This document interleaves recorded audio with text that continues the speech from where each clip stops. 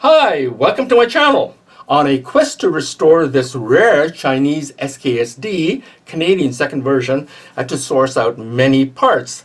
First, I got a used takedown lever, and I bought a brand new top cover to replace whatever this is. I've got a Chinese rare sight that has a D marking on it, a gas tube that's Chinese because it's two-piece, and I got a blade bayonet, and I even got a SKS-D stock with a metal insert. I thought perhaps the most difficult part is to get a front side block with a bayonet attachment for this. So what I thought the easiest for me to do is to get a donor rifle, which I bought for cheap. And so that's what I'm going to do today. I'm going to show you how to remove this front side block and replace it onto the SKS-D rare Chinese Canadian version. And I also want to show you the front ferrule has a V-shaped cut to it, which indicates it's a blade bayonet. And then I thought I would be done. Unfortunately, not. Not only is this stock made for a non-bayonet, it's also, you look at this taper, it's actually the same shape as a spike bayonet, because a blade bayonet would have a slight curve to this, which is like a pot belly. So this will be temporarily. The most difficult part turned out to be not the front side block, but instead it would be the pot belly blade bayonet wood stock. That would be the toughest. But for today, I'm going to show you how to remove the front side block from a donor rifle and install it on my rare SKS-D. I'll be back. I am back. Now, the front side block is held in by two pins. One is right here on the front side block, and the second one is on the bayonet lug right there. Okay, you have to remove those two, and then you can slide the whole assembly forward. Okay, now how do you remove these two pins? Well, there are a few ways, and one is by using a pin remover, which looks like this. That's if you can find one. And basically you just tighten this screw and it'll keep pushing the pin out. Okay, I don't know how well that works, but what I'm going to show you is the second and the third way. What you're going to have to do first is secure the donor rifle on a vise. Okay, like this. And make sure it's on a good solid foundation, not like this one. This is this folding table is just for filming.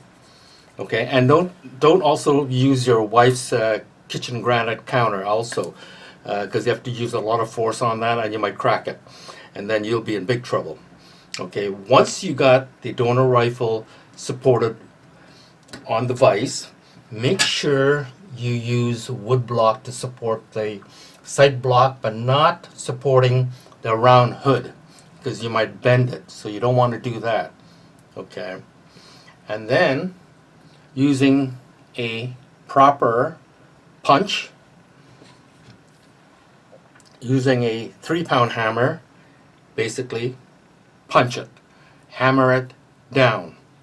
And in this particular case, it came out by 2 or 3 punches without any problem. This is what the pin looks like. It is 2.5 millimeter in diameter and about 10 millimeter long. However, that's not the same with the second pin on the bayonet lug. This is the result of what happened. It bent my punch and even bent this one. It was really stubborn. So what do I do next? since the hammer method did not work, well, what I did next is soak the whole assembly in a plastic bag filled with solvent. Leave that overnight and then try the hammer punch method. It still didn't work. And then after that, I use heat. Don't use a lot of heat. I used a torch and I just basically heated the lug. Don't heat the barrel, just the lug. And don't make it bright red, just a little bit. And then I start to hammer it and it still wouldn't budge. Solid, it was just stuck in there. So my third method is by drilling it out. That's basically it. And I can't use any of the drill I got because that pin is a hardened pin. So you got to use something even harder than the hardened pin. So I went to my local tool shop, KMS, and I bought this for $5.50 Canadian. It's a titanium, and the dimension of the drill is 3/32. Okay, so put this on a drill press, and basically I center punch the pin first, okay, and then just drill. It just went through like butter, and you don't even have to drill all the way in. Just drill partly in, like I have, like that, just partly in, and then just hammer from the other side. Now this pin again is 2.5 millimeter in diameter, but it's 15 millimeter long. Okay, as you can see, part of that has been drilled out. Okay, so now that the pins are all removed, the next thing I'm going to have to do is to remove it. Now, they are actual tool designed for the SKS front side block to remove it. And this is what it looks like. I don't know how much it costs, but I saw this on the internet. Okay, that's what it looks like. And there's a YouTube that shows how to work this. But I don't have this, but I have something similar. So I'm going to use this tool that I bought from Princess Auto, and I use this tool to remove the grenade launcher from my Type 81. And I'm also going to use the same tool to remove this. And I'm going to do it right now. Let me move all this away.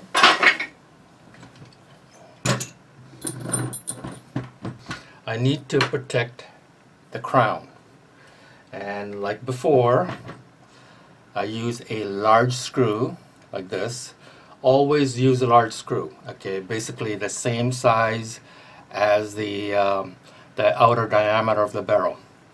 And then file the thread of this big screw, file the thread.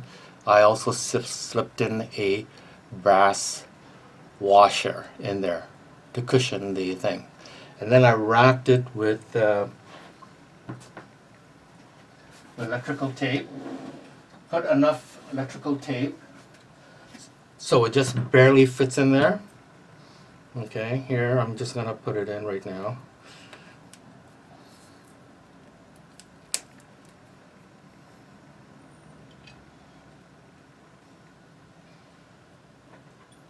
Okay, push that in, and now I'm going to use, this is actually called a gear puller. I believe that's what it was.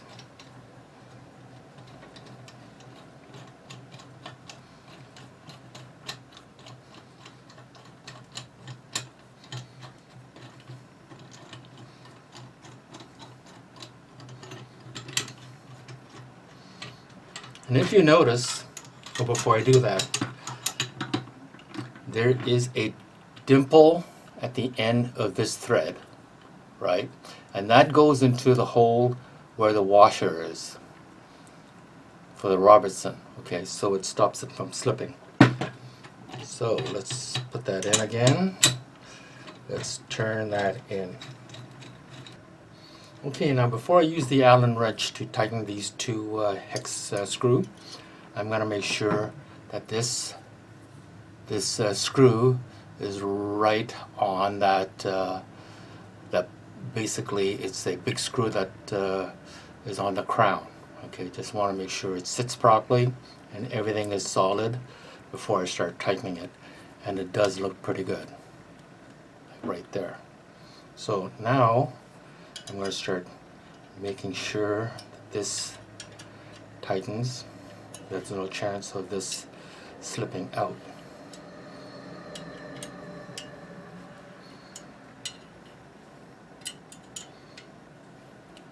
Okay, now that looks good. So now I'm going to start turning this. Okay, I got the vise all clamped down, and now I'm going to start turning. It's actually moving.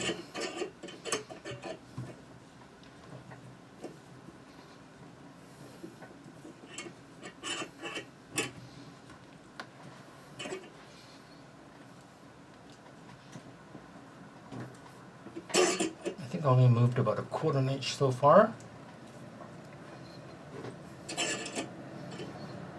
This tool has been coming very handy.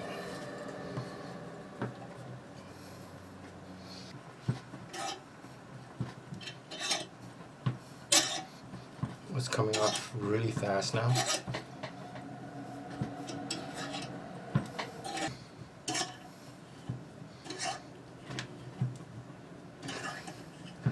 I'm almost there.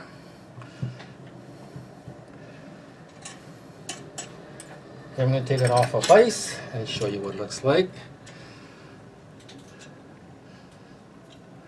I'm almost done.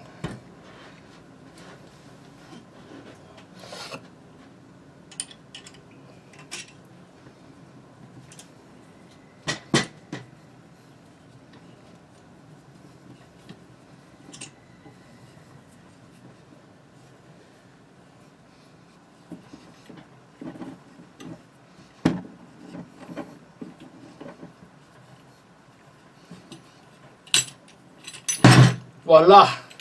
It's finally out.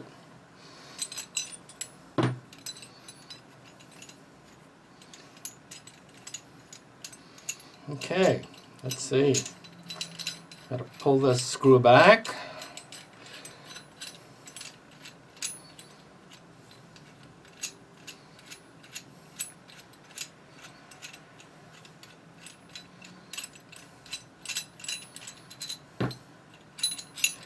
Okay, here it is. It's finally out. And basically it's a straight tube. And here's the dimple at the end of the screw I was talking about. And that dimple sits where the Robertson square hole is, right? Basically sits like that so it doesn't move. Okay, so that's where it's supposed to sit. Now you can remove this screw. Remember, put enough electrical tape so it doesn't wobble inside, and so you're not going to have any bore damage. Now once you got the front sight block removed from the donor gun,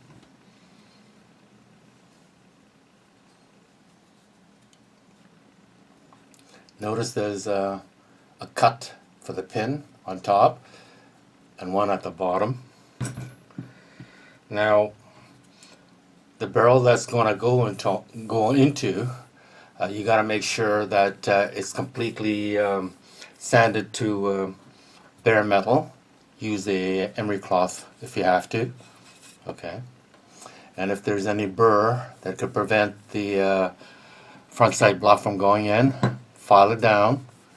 And also make there's a cut on top, make sure it's nice and clean, and one at the bottom. Now, of course, there are going to be some variations between, even if it's from the same country, there's going to be from variations from year to year. So you have to measure, okay, the distance from the front to the edge of the pin on the first one, and also do the same thing from the front to the second pin. Take the difference and then also measure same thing from the front to the edge of the cut and also to the bottom cut.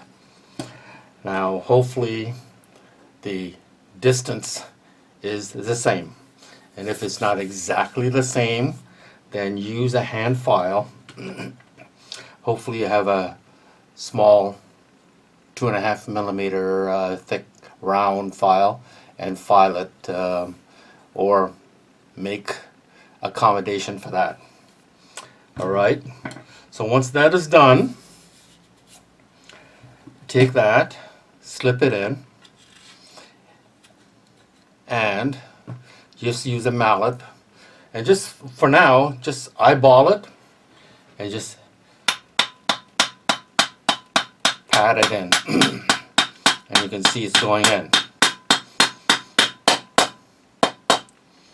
Okay, and it went in pretty easily. Now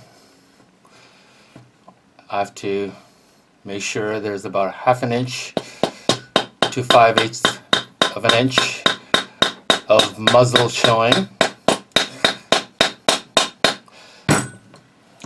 Once I get to the point where it's about 1/2 inch to 5/8 of an inch showing,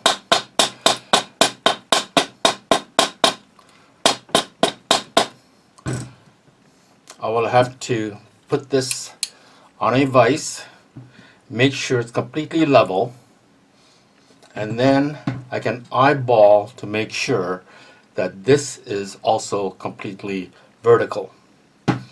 Once you got the receiver level, okay, then you can do a better gauge of making sure that this is vertical. And if once that is done, you can see use a flashlight and point it right through the hole and make sure there's no obstruction. Once it looks pretty clear, then you can put the pin, well actually you can start inserting like this. See if it goes right through, it means I'm very close, right? And I have to now fine tune it. So like I said, for me to make sure I put this pin back in, I'm finished installing the front side block from the donor gun to the Chinese made Canadian version, second version, SKS-D. No issue putting in the front pin. Had a little bit of issue with the second pin, which I had to ream, and I cold blued all the bright areas in front of the sight block and behind the barrel bayonet lug. Cold blued it. Looks pretty good. Here, take a look on the other side. Looks really excellent. I put in a cleaning rod, Chinese cleaning rod, and a blade bayonet. I also put in a Chinese gas tube, and it came with a plastic top handguard, which I replaced with the wood. Originally this SKS-D came with this NC Star gas tube, which is rather heavy. Moving towards the rear sight, it had a Wartac rail, which I removed and replaced it with a Chinese rear sight. It also had this rather chunky top cover, and I replaced that with a Chinese top cover. Of course, I had to also replace the top cover latch. Now, originally the SKS-D came with a Lucky stock, and I replaced this with a SKS SKS-D stock. This is not exactly the correct stock because the stock is made for a non-bayonet. So I have to find, this is just temporarily, and I have to find a stock that made for the blade bayonet, and that'll take quite a while. So otherwise, this restoration of this Chinese made SKS-D Canadian second version is almost complete. So thank you very much for joining me. Please hit the like and subscribe button. Bye.